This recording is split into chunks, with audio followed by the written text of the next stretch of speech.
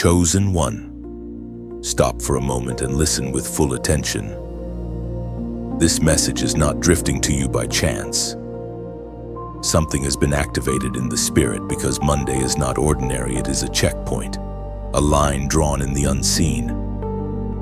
You are approaching a moment where your inner posture will matter more than your intentions.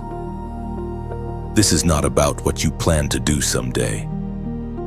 This is about what you will do when the pressure meets your obedience. You can feel it already. The atmosphere around you has shifted, conversations feel heavier. Decisions feel sharper. Even rest feels interrupted. That is because you are nearing a threshold where heaven begins to require movement, not contemplation. The danger on Monday is not external chaos. The real danger is hesitation.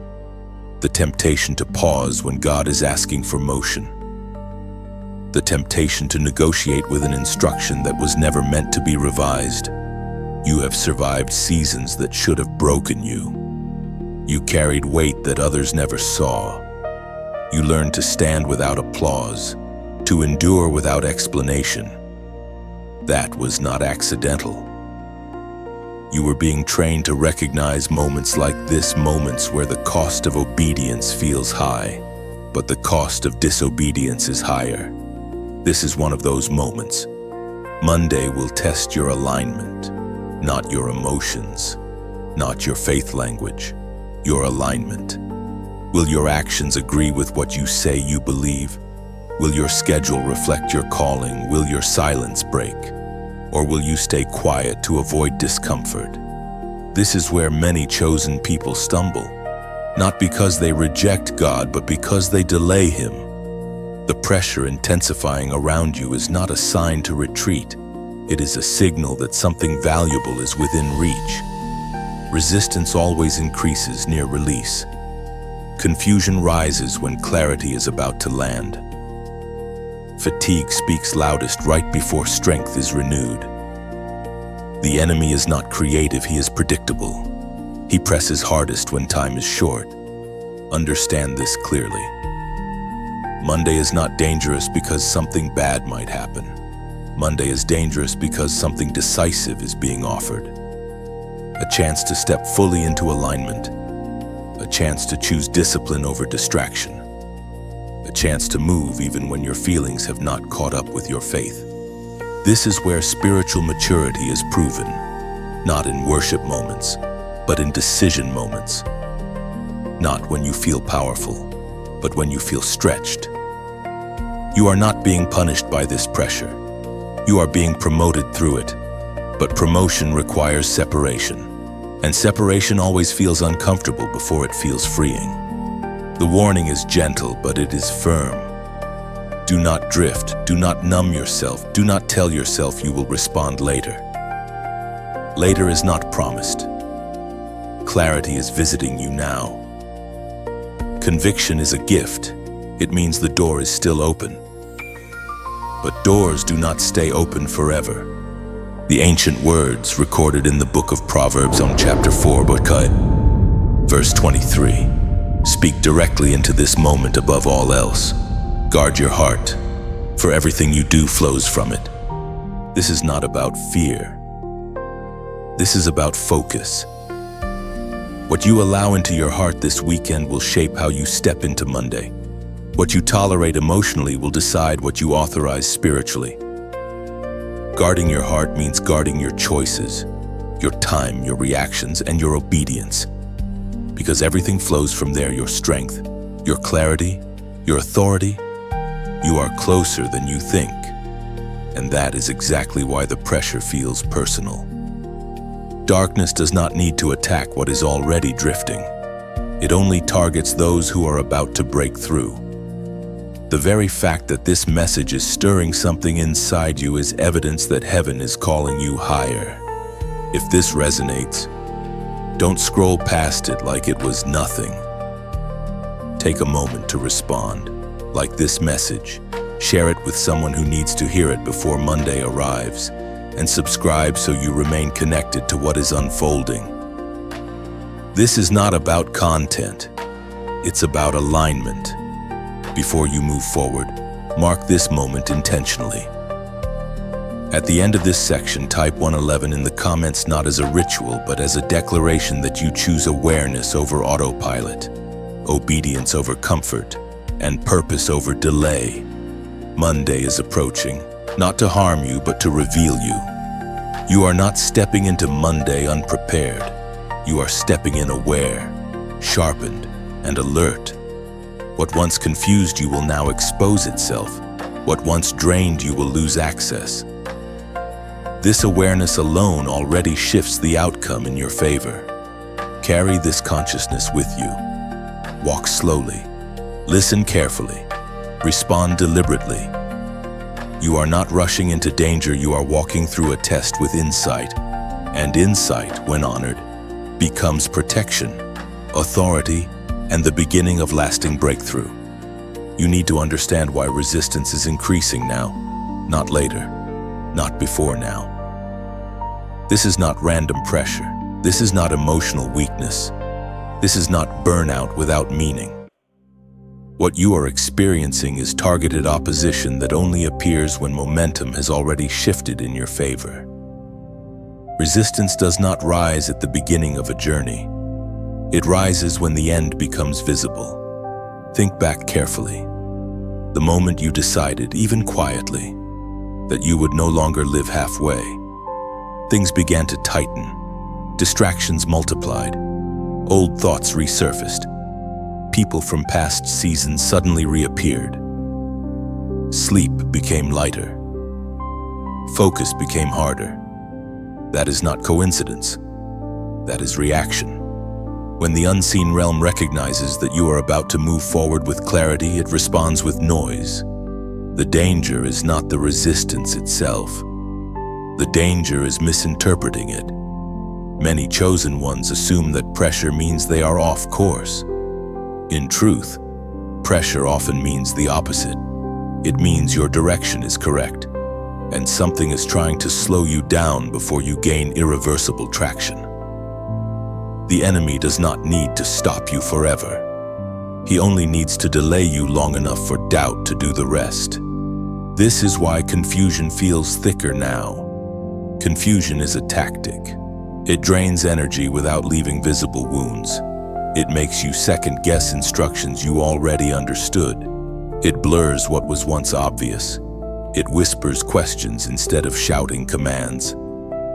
And if you are not alert, you begin to negotiate with clarity instead of obeying it.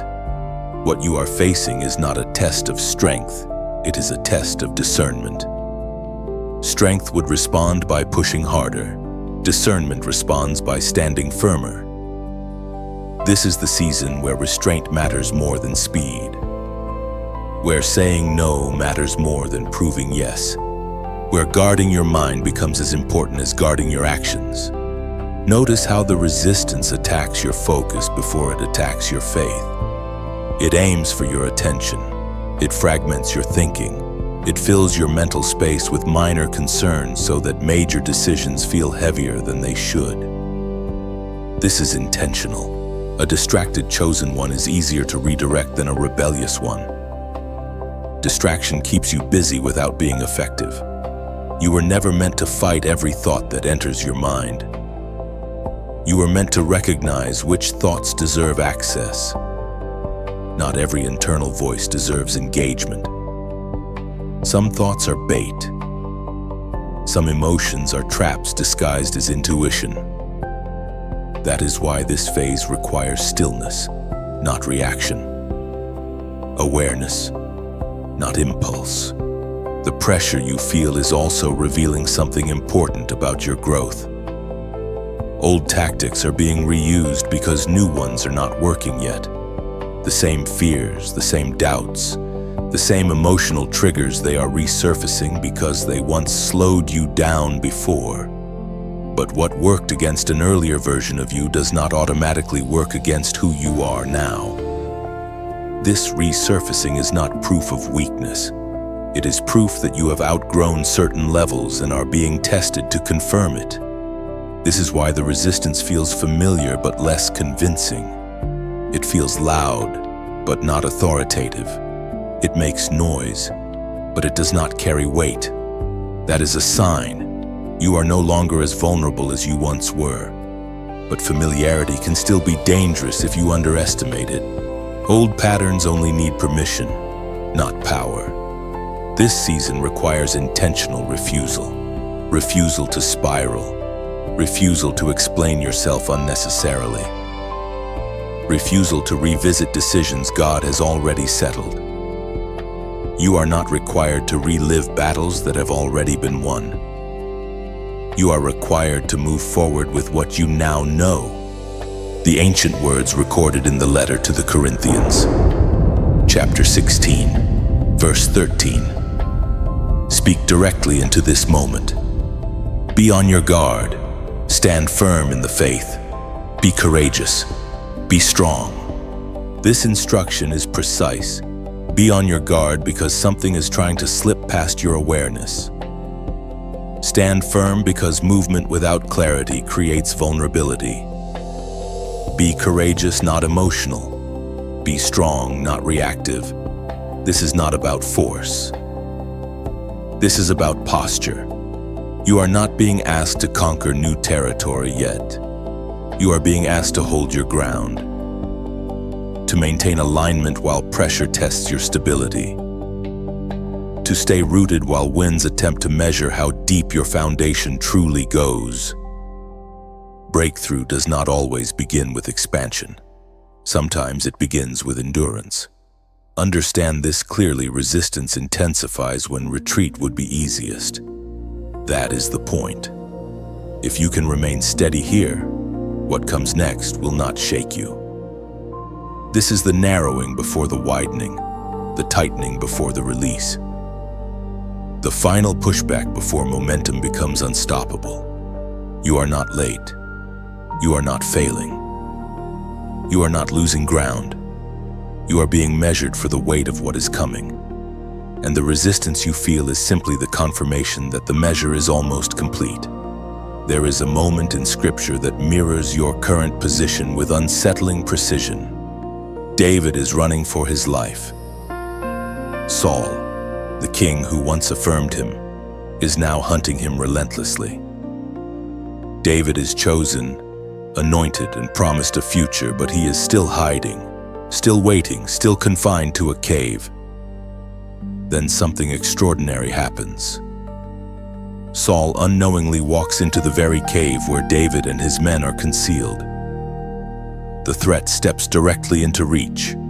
In that dark cave, David faces a moment that feels justified by every human standard. End the danger, remove the obstacle, secure the future now. His men whisper that this is God's moment, that destiny has finally aligned with opportunity.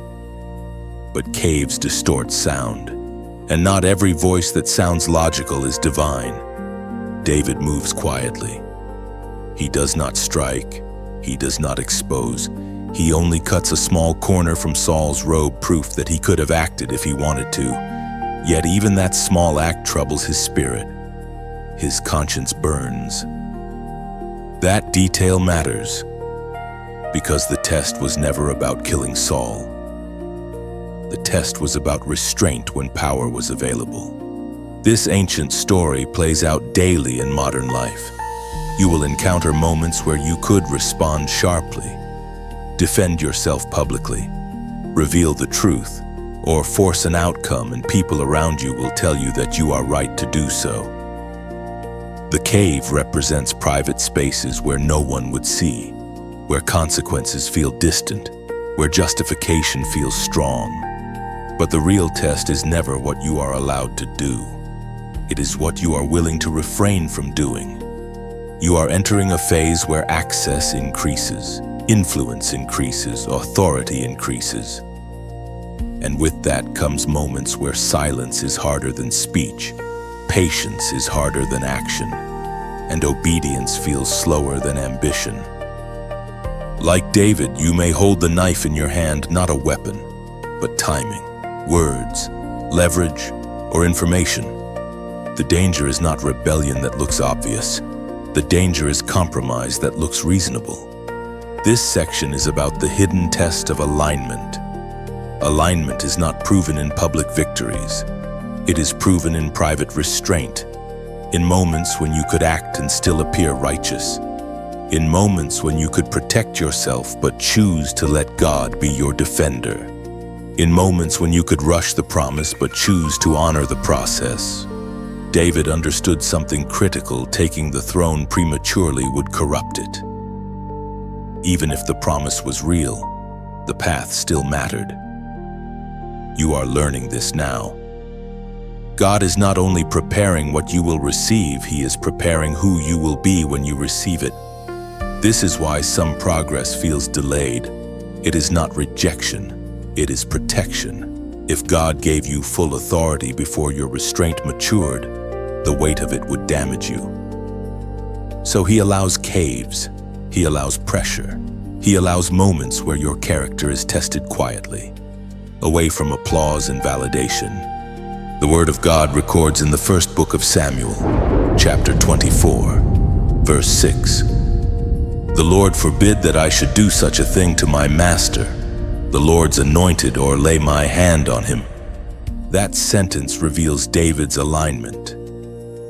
He did not see Saul only as a threat. He saw him as someone God was still handling. David trusted that if Saul was to be removed, it would happen without David's compromise. That level of trust is costly, but it is powerful. In everyday life, this looks like choosing not to respond immediately to provocation, not correcting every misunderstanding, not exposing people who wronged you when you have the chance, not leveraging information for advantage. It feels unfair in the moment, but restraint is not weakness, it is preparation. You are being trusted with silence because silence, when guided by obedience, is authority. Anyone can react, few can wait. Anyone can strike back, few can hold power and choose purity instead. This is why your emotions have been tested recently. Not to break you, but to see if you will govern them. Cave moments reveal whether you are ruled by impulse or led by discernment. Discernment always costs more now but saves everything later. Before moving forward to none, respond with intention. Type "I choose restraint" in the comments. This is not passive waiting. It is an active decision to honor timing over impulse, obedience over ego, and alignment over control. It declares that even when opportunity feels justified, you will not step outside God's order to secure God's promise. Your breakthrough is not being delayed, it is being protected from contamination. And like David, when the time comes, you will step out of the cave without blood on your hands and into destiny without regret. This is where the message becomes practical, because spiritual danger rarely arrives loudly. It does not announce itself with alarms or obvious warning signs. Most of the time, it slips in quietly, dressed as habit, familiarity, or just this once. That is why this moment matters. You are being given concrete instructions simple enough for daily life, but sharp enough to protect your future. The first instruction is this: name it before you negotiate it. Most compromise does not begin with action. It begins with confusion you don't label, emotions you soften with vague language, fatigue you excuse instead of confronting. When something feels off, the danger is not the feeling itself, it is staying unclear about it. Vagueness creates room for rationalization. In everyday life, this means learning to tell the truth to yourself quickly. Not "I'm just tired," but "I'm avoiding something I know I should address." Not "it's harmless," but "this is pulling my focus away." Naming a thing brings it into the light. And once something is named, it loses the ability to quietly steer your decisions from the shadows. The second instruction follows naturally. Pause at the door, don't step in immediately. Doors appear as conversations, invitations, reactions, opportunities, or emotional urges. Not every open door is meant to be entered the moment it opens. Some doors are tests disguised as access. Pausing does not mean refusing. It means creating space for discernment to speak before impulse takes control. Picture yourself standing in a doorway with one foot still behind you. You haven't committed yet. You're breathing. You're watching. You're allowing the emotional surge to settle before you move. That pause is powerful. It interrupts automatic behavior. It gives wisdom time to catch up with opportunity. Many regrets are not born from bad intentions, but from rushed decisions. In daily life, this pause can be very ordinary. Not responding immediately to a message that triggers you. Not agreeing instantly to something that flatters you.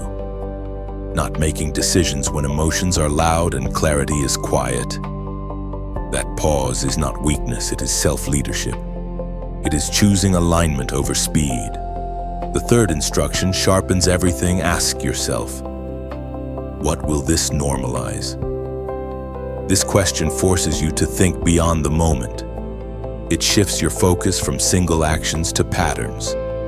Because what you allow once becomes easier to allow again.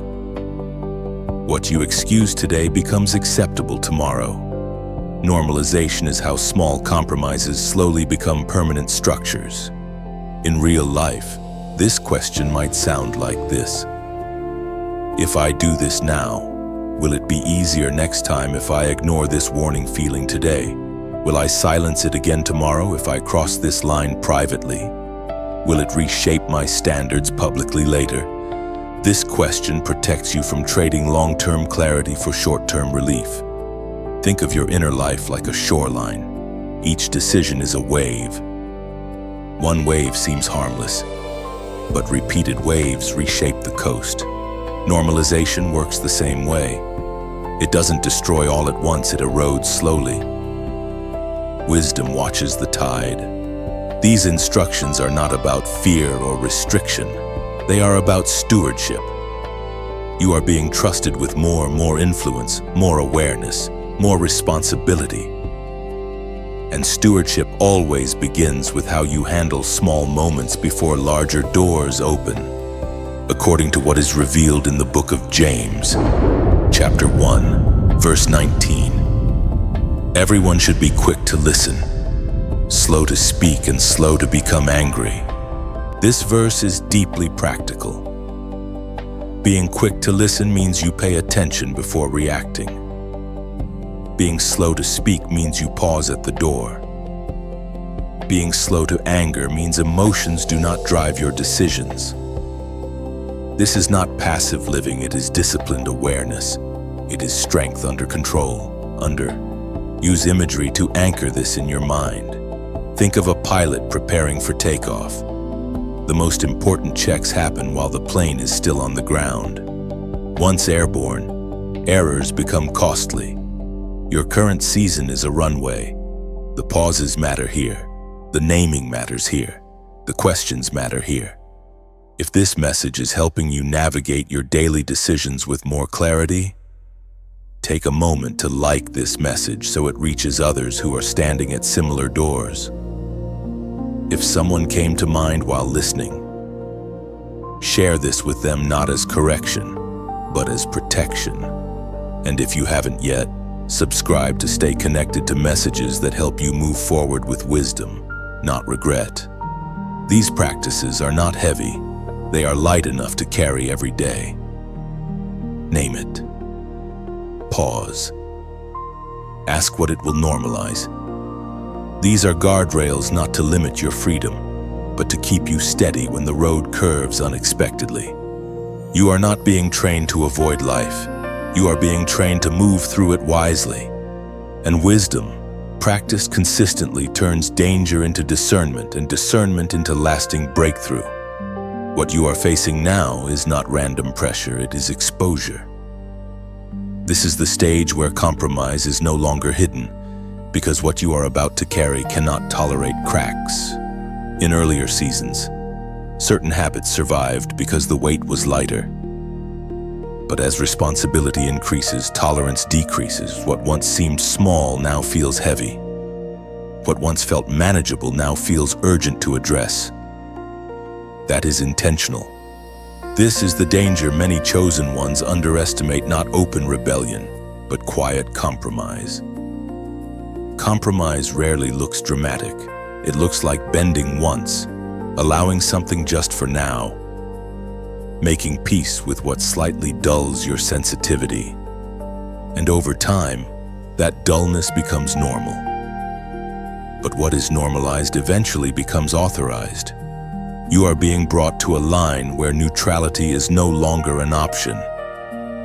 Silence becomes a decision. Delay becomes a direction. And choosing not to choose still shapes the outcome. This is why the internal tension has increased. You are being asked to decide what kind of clarity you will protect and what kind of authority you are willing to lose. Small compromises do not steal destiny immediately. They erode discernment first. You stop noticing the shift. You stop questioning what once bothered you. You adjust instead of confronting, and that adjustment slowly costs you sharpness. The danger is not falling, it is drifting. Think of a compass that is only 1 degree off. At first, the path looks correct, but over distance, that small deviation leads miles away from the destination. This is why precision matters now. You are not being asked to be perfect. You are being asked to be honest. Honest about what weakens you. Honest about what distracts you. Honest about what no longer belongs in the season you are entering. This is also why emotional fatigue feels heavier than physical tiredness right now. Emotional fatigue often signals unresolved decisions. Things you know you need to address but haven't yet. Boundaries you sense are necessary but haven't enforced. Conversations you keep postponing. That weight accumulates quietly until clarity begins to feel expensive. But here is the truth you need to hear. Clarity is always cheaper than confusion. Discipline always costs less than repair. Obedience early prevents regret later. What you confront now, in humility, will not have to confront you later. In consequence, you are not being threatened. You are being warned because you are trusted. Warning is evidence of care. Conviction is proof that the door is still open. The danger zone is not when you feel tension. The danger zone is when you feel nothing at all. The ancient words recorded in the book of Hebrews, chapter 12, verse 1, speak with precision into this moment. Let us throw off everything that hinders and the sin that so easily entangles. Notice the language. Not only sin, but everything that hinders. Some things are not evil, but they are heavy. Not destructive, but distracting. Not sinful, but slowing you down. And in this season, slowing down is dangerous, not because God is in a hurry, but because hesitation creates vulnerability. You are being asked to travel lighter, to drop what no longer serves the direction you are moving, to release what once helped you survive but now prevents you from advancing. Survival tools are not always destiny tools. This may require difficult honesty, letting go of routines that once comforted you, distancing from voices that dilute your conviction, changing patterns that feel familiar but no longer align. These decisions are not punishments, they are permissions. Permissions to move with greater speed, clarity, and authority. And understand this: what you refuse to release voluntarily will eventually be removed forcefully. Grace gives you the chance to choose. Delay hands the decision over to circumstance. Choosing now keeps your dignity intact. This is not about losing things. It is about gaining capacity. Capacity to carry influence without corruption.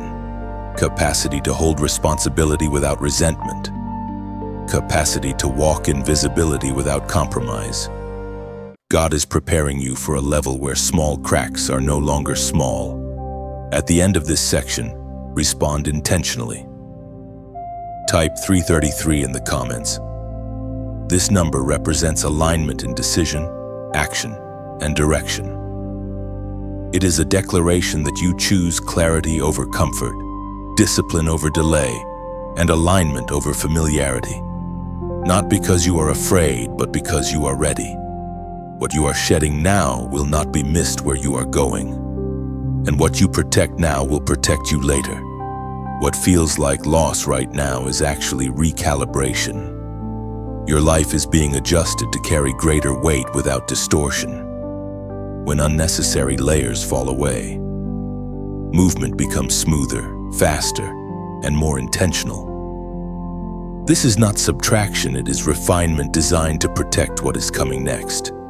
Stay attentive in this narrowing season. Lightness is a signal, not emptiness. As distractions release their grip, your perception sharpens and your steps steady. You are learning how to move forward without dragging yesterday behind you, and that freedom will soon speak for itself. By now, the tension you feel is different from earlier stages. It is no longer sharp resistance or subtle compromise. It is weight, a sense of responsibility pressing inward. This is the stage where many chosen ones misunderstand what is happening and assume something is wrong, when in fact something is being entrusted. This is the phase where heaven begins to treat you less like a student and more like a steward. You may feel quieter than before, less emotional, less reactive. Not because you are losing fire, but because your spirit is being steadied. Immaturity needs constant stimulation. Maturity learns to operate without it. This is why this stage can feel strangely empty if you are expecting constant affirmation. God is not withdrawing, He is strengthening your inner framework. What you are carrying now is not excitement, it is gravity. Gravity pulls things into alignment. It keeps you grounded, it prevents drift, and it requires strength to withstand. That is why this stage feels heavy but stable. You are no longer being pushed forward by emotion, you are being anchored by conviction. At this level, distractions lose some of their shine, but responsibilities gain weight. You begin to see consequences more clearly. You recognize how one choice ripples outward into weeks, months, even years. This awareness can feel sobering, but sobriety is not sadness, it is clarity without illusion. This is also where impatience can quietly return, disguised as productivity. You may feel an urge to do something just to feel movement again, but not all movement is progress. Some movement is avoidance. This stage requires you to discern the difference between faithful action and restless action. You are learning how to stand still without stagnating. Silence plays a larger role here. Not silence as withdrawal, but silence as restraint. You speak less because you see more. You explain less because you understand more. You are not shrinking, you are consolidating. Gathering strength inward before it is released outward. This is the phase where identity settles. Earlier seasons asked, "Who are you becoming?" This season asks, "Who are you when no one is watching closely anymore, when expectations are lower, when pressure is internal, when obedience feels routine rather than heroic?" That is where trust is truly formed. You may notice that old fears no longer shout, but they still whisper. Not loud enough to control you, but present enough to test whether you will keep listening to truth even when fear is subtle. This is refinement at a high level. Not dramatic, but precise. Your discernment is being sharpened not to react faster, but to react less. You don't need to engage every situation. You don't need to correct every misunderstanding. You don't need to prove alignment. You need to live it consistently. This is where endurance replaces adrenaline. The ancient words recorded in the letter to the Galatians, chapter 6, verse 9, speak directly to this moment. Let us not become weary in doing good, for at the proper time we will reap a harvest if we do not give up. Notice the emphasis. Not if you fight harder, not if you feel more, if you do not give up. This verse speaks to people who are already doing right but are tired of doing it quietly. It speaks to those who are steady, faithful, aligned, and wondering when the harvest will show. The harvest is timed, not random, and timing requires endurance. This stage is not asking you to add more. It is asking you to remain faithful with what is already in your hands, to keep choosing integrity when shortcuts are available, to keep choosing discipline when ease is tempting, to keep choosing alignment when no one is checking. This is where spiritual authority stabilizes. Authority that comes too fast often collapses. Authority that is formed through endurance lasts. Do not confuse stillness with stagnation. Seeds grow in stillness. Roots strengthen in darkness. Fruit appears later, but only because something invisible was happening consistently underneath. You are not being delayed. You are being fortified. This stage ensures that when momentum returns, and it will, you will not be carried away by it. You will carry it. You will steward it. You will remain clean under pressure and clear under expansion. Remain steady here. Remain honest here. Remain aligned here. Because what comes next will move faster than anything before it, and you are being prepared not just to reach it, but to sustain it. Hold this posture with patience and clarity. What feels slow now is forming strength you will soon rely on. When movement returns, it will be precise, purposeful, and carried by endurance rather than impulse. Now you are standing at the edge of completion. Not the end of the journey, but the end of this proving ground. Everything before this moment trained your senses, refined your restraint, and strengthened your endurance. What comes next will not ask whether you believe. It will reveal whether you are ready to carry what you asked for without losing yourself. This is the final test before breakthrough, and it is quieter than you expected. The danger now is not temptation. It is relief. The temptation to loosen your grip because the pressure has eased. To assume the work is finished because the resistance has softened. But this is the moment where finishing well matters more than starting strong. Many reach the edge of promise and stumble not because they lacked faith, but because they stopped paying attention. You are being invited into a new pace. Not rushed, not delayed, aligned. A pace where you no longer chase affirmation because your identity is settled. A pace where obedience feels natural, not forced. A pace where you move with intention rather than urgency. Think of a runner approaching the finish line. The body is tired, but the form matters most here. One misstep does not erase the race, but it can injure the runner before celebration begins. That is why this moment requires composure, grace under control, strength guided by wisdom. What you have learned in the cave, at the door, and under pressure is now being woven together. Restraint becomes discernment. Discernment becomes authority. Authority becomes peace. Not the fragile peace that avoids conflict, but the solid peace that comes from alignment. You are not walking into breakthrough empty-handed. You are carrying discipline, clarity, and endurance. These are quiet weapons. They do not impress crowds, but they sustain destiny.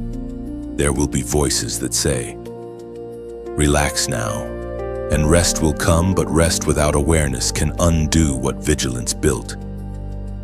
This is not the time to abandon the practices that kept you steady. It is the time to carry them forward naturally. Like breath, effortless because they are now part of you. This is where the chosen separate again, not by effort, but by consistency. The ancient words recorded in the book of Revelation.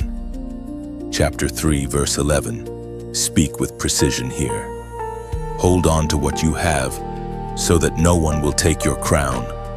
Notice the instruction: not to gain more, not to fight harder, to hold on. Crowns are not taken by force alone. Sometimes they are lost by neglect. You are being told to protect what you already earned through obedience, patience, and restraint. This is not about fear of loss. It is about honor for the process. You did not come this far to loosen your grip now. You did not endure pressure to grow careless at the threshold. Holding on here means continuing to choose alignment even when celebration feels close. Breakthrough will not arrive with chaos. It will arrive with clarity. And when it does, you will recognize it not by noise but by peace. A peace that confirms you are standing where you were meant to stand, carrying what you were meant to carry. If this message has walked with you through these stages quietly, steadily, then let your response be just as intentional. Let it be like leaving a light on at the window. Not because you must, but because you want to remain connected. If this resonated, you may choose to like it as a small marker, the way one nods in recognition without words. You may choose to share it the way one passes a lantern to another traveler approaching the same stretch of road. And if you sense that this path continues beyond this moment, you may choose to subscribe, not out of obligation, but as a way of staying near a voice that helped you remain steady. If your heart feels full, leave a comment not to perform, but to testify quietly that you reached the threshold without losing yourself. A few words are enough. Sometimes writing it down seals what has already been decided within. These are not demands. They are invitations, like stones placed beside a path, not to block your way, but to mark where you stood when something shifted inside you. You are not rushing into what comes next. You are arriving prepared. And when the door opens fully, you will not step through as someone desperate for arrival, but as someone trusted with what waits on the other side. This is how breakthroughs are sustained. This is how crowns are kept. This is how chosen ones finish well. You don't need to decide anything right now. Let what you've heard settle naturally, the way dust settles after a long road. Some messages are meant to be acted on immediately. Others are meant to be carried quietly, revisited later, understood more deeply with time. This one does not demand a response, it offers space. If something in these words felt familiar, that recognition alone is enough. Recognition is often the first sign of alignment. It means something inside you was already listening before your mind caught up. You don't have to explain it. You don't have to defend it. You can simply let it remain with you, unfolding as your days continue. And if this message proves useful, you're free to pass it along not as an announcement, not as a correction, but as a gesture. Like leaving a door slightly open for someone else who may be walking a similar stretch. Sharing, when it's done freely, becomes a form of generosity rather than obligation.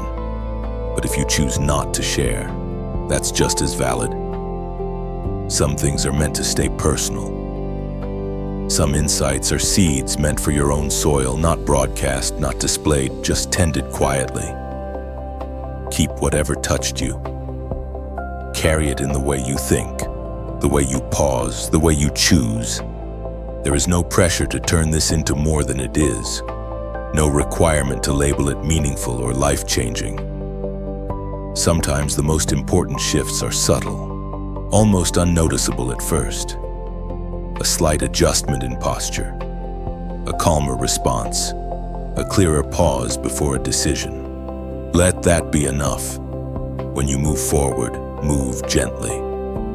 Let understanding deepen on its own schedule. What is meant for you will remain. What is not will fall away naturally. And whichever part of this stays with you, whether shared or kept, trust that it found you at the right moment. You can continue from here however you choose.